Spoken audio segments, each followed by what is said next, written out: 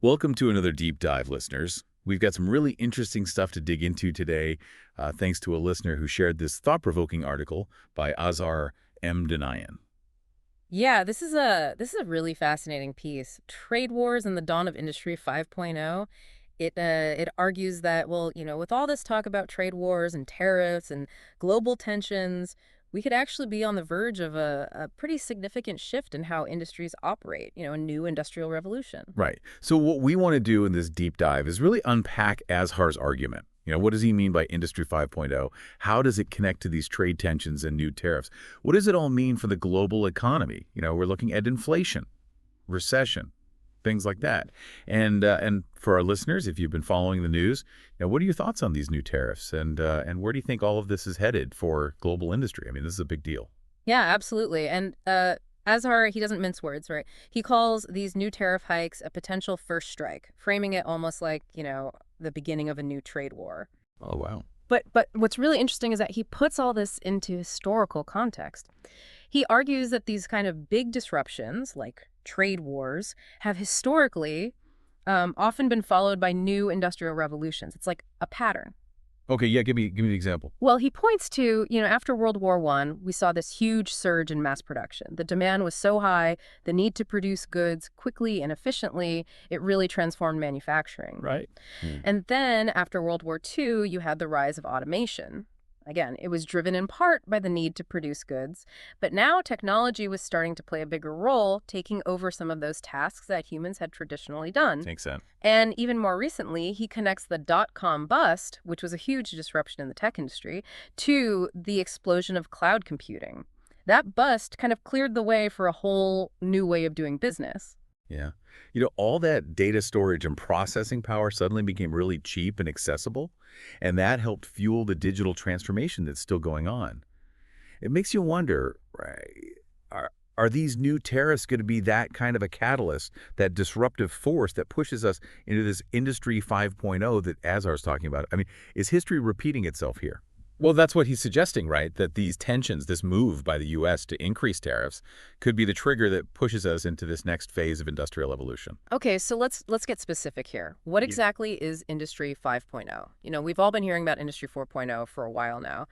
How is 5.0 different? Yeah, that's the key question. So Industry 4.0, as R explains it, has been all about automation, Mm, digitization, using AI, the Internet of Things, big data, all of that to make manufacturing more efficient, mm. create these smart factories and interconnected supply chains. Right, right. So it's been very much technology driven, streamlining processes, cutting costs, increasing productivity, all that. So how is 5.0 different? Well, Azar describes it as a more human-centric, resilient, and purpose-driven evolution. So it's not about throwing away the technology of 4.0, but it's about shifting the focus. Instead of just looking at efficiency, 5.0 emphasizes things like sustainability, human well-being, and having a greater sense of purpose in what we produce and how we produce it. Okay, so it's more holistic. It's about more than just the bottom line. Exactly. And he has this really helpful table in the article where he lays out the key differences between 4.0 and 5.0. Like, for example, in 4.0, it's all about automation replacing humans. But in 5.0, the idea is for humans and machines to collaborate, to work together. Like imagine a factory where robots are handling the heavy lifting and repetitive tasks, and humans are there to oversee the process, make decisions, and use their creativity and problem-solving skills. Right, so it's not about robots taking over, but about robots and humans becoming a team. Precisely. And then, 4.0 has been about creating these really efficient but kind of fragile global supply chains. But 5.0 is about building more resilient, localized ecosystems. So instead of having everything concentrated in a few big hubs, you'd have more production happening closer to where the consumers are, creating more localized, more sustainable systems. Oh, that's really interesting. And that makes a lot of sense, especially with all the disruptions we've seen in global supply chains lately, with the pandemic and now with these trade tensions. It seems like resilience and localization are becoming really, really important. Yeah, Azhar actually calls them strategic imperatives. He's basically saying that if businesses want to survive and thrive in this new environment, they're gonna have to adapt. Okay, so that's a really interesting takeaway for our listeners, right? It's not just about getting the latest technology. It's about how we use that technology and how we structure our businesses to be more resilient, more sustainable, and more focused on human well-being. It's a pretty big shift in thinking. Absolutely. And it's interesting how these trade barriers, these tariffs, and the whole geopolitical climate is actually pushing us in this direction. Yeah, yeah. It's like these challenges are forcing us to rethink how we do things. Right. Suddenly, those super efficient but also super fragile global supply chains don't seem so appealing anymore. So, okay, let's say you're a business owner and you're listening to this and you're thinking, okay, I get it. Industry 5.0 is coming. What do I need to do? How do I actually adapt? What kind of practical advice does Azar give? Well, he outlines four key strategies. Okay, let's hear them. So, first is what he calls from cost cutting to smart cost structuring. Okay, so not just cutting costs, but doing it strategically. Exactly. It's about taking a really deep dive into your operations, doing things like value stream mapping to figure out where you're actually wasting money and then restructuring your costs based on that. He also talks about moving away from big upfront capital expenditures towards more pay-as-you-go models.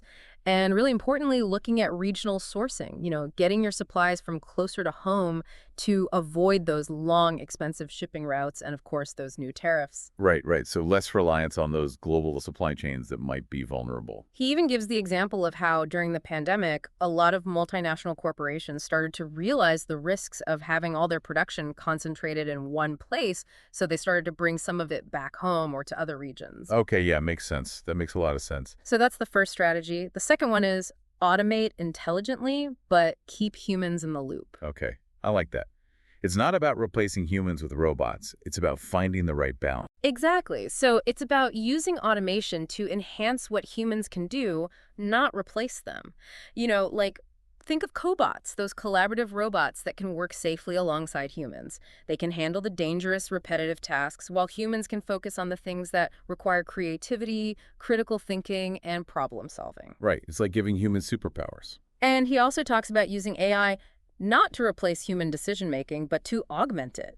Like using AI to analyze data and provide insights that can help humans make better, more informed decisions. So AI becomes a tool, not a replacement.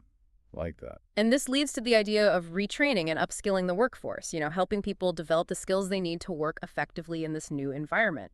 Azar calls these workers digital artisans. Digital artisans, I love that term. It's a good one, right? And he even mentions these digital twin models that some companies are using, where they create virtual representations of their workforce and their production processes so they can simulate different scenarios and optimize their operations in real time. It's like having a virtual laboratory for your workforce. That is so cool. So, for a business owner, this isn't just some futuristic concept. These are real tools that they can be using right now. That's incredible. Yeah, it's pretty amazing. And then his third strategy is redesigning supply chains from global to global. So we talked about regional sourcing, but this is about a more fundamental shift in how we think about supply chains. Okay, so less reliance on those long global chains, hmm more focus on local or regional production. Exactly. He calls it the local for local model, where goods are produced closer to where they're consumed. This makes a lot of sense when you consider trade barriers, political instability, and the need for resilience. If you can source your materials and produce your goods closer to home, you're less vulnerable to disruptions in those global supply chains. Right. So investing in regional manufacturing hubs, building more redundancy into the system, maybe even taking advantage of government incentives for domestic production. These are all things businesses should be considering. Absolutely. And he gives the example of companies that are starting to diversify their manufacturing beyond China, looking at places like India and Vietnam as alternative production centers. It's about spreading the risk, not putting all your eggs in one basket. Right, right. Okay, and what's the fourth strategy? The fourth one is strategic mergers, acquisitions, and ecosystem plays. So this is about recognizing that in this complex, unpredictable environment, it's harder to go it alone. Businesses need to collaborate to build So partnerships. it's less about competition and more about cooperation. Exactly. Strategic mergers and acquisitions can allow businesses to quickly gain access to new markets, acquire new technologies, and build up their local infrastructure. He gives the example of logistics companies buying up robotics and self-driving vehicle startups, right? Yeah, that's a great example. It's about positioning yourself for the future, not just reacting to the present. It's about thinking long term. I like that. And, speaking of thinking long term, Azhar also emphasizes the importance of sustainability, ethics, and employee well-being as being essential parts of this Industry 5.0 transition. It's not just about technology and profits. It's about creating a more sustainable, more ethical, and more human-centered way of doing business. Yeah, that's a really important point. He argues that while Industry 4.0 was very focused on efficiency and profits, Industry 5.0 is about balancing those goals with a concern for the planet and for people. It's about creating a more sustainable future for everyone. Right, so things like circular economy models, energy-efficient manufacturing, and really prioritizing the well-being of employees, all of these things are going to be key. And he actually points out that companies that are focused on these things, companies that are taking environmental, social, and governance factors seriously, are actually outperforming their peers. It's not just the right thing to do, it's also good for business. Right, so sustainability isn't just a feel-good thing, it's a smart business strategy. Exactly. Now, before we wrap up, let's circle back to those tariffs and how all of this might impact, things like inflation and the risk of recession. I mean, that's what got us started on this whole conversation. Right, right. And, this is where Azhar's ideas about smart cost structuring and localized supply chains become really relevant. Because in the short term, as businesses start to adapt to these tariffs and maybe shift production to new locations, we could see some price increases. Some initial inflationary pressure. Potentially, yeah.